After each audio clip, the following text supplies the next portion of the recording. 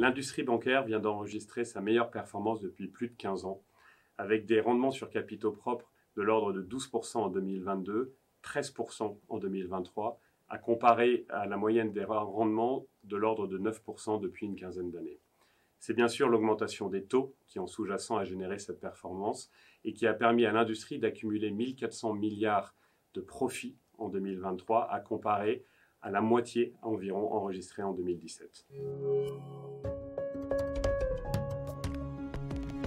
Premièrement, au niveau macroéconomique, il y a évidemment un certain nombre d'incertitudes, pas mal de volatilités qui aujourd'hui ont contracté les volumes de crédit et font monter les risques associés à ces crédits. Un élément intéressant, sur le premier semestre en 2023, les États-Unis ont enregistré ce qu'ils appellent 16 méga banqueroutes de sociétés disposant de plus d'1 milliard d'actifs, qui est nettement plus que les 10 ou 11 qu'on avait enregistrés ces 10 dernières années.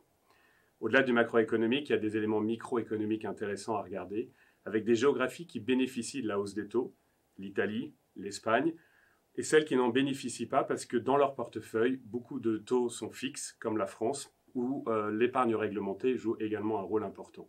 Donc des différences entre géographies, mais aussi des différences entre modèles.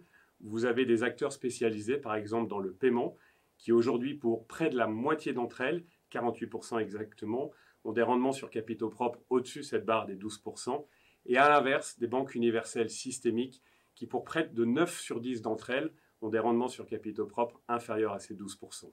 Donc des grandes différences entre modèles derrière cette moyenne de haute performance que je mentionnais tout à l'heure.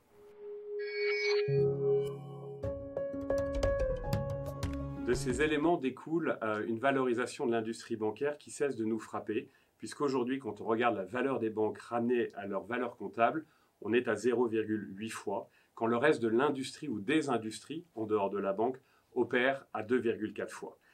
Cette moindre valorisation est très marquante et, dans le fond, ne fait pas la part belle à la résilience du modèle bancaire qui a été travaillé notamment en Europe depuis de nombreuses années. Les marchés attendent de la surperformance, de la croissance, mais ne valorisent assez peu le fait de pouvoir offrir une vraie stabilité et une vraie solidité, comme l'industrie l'a démontré notamment en Europe ces 15 dernières années.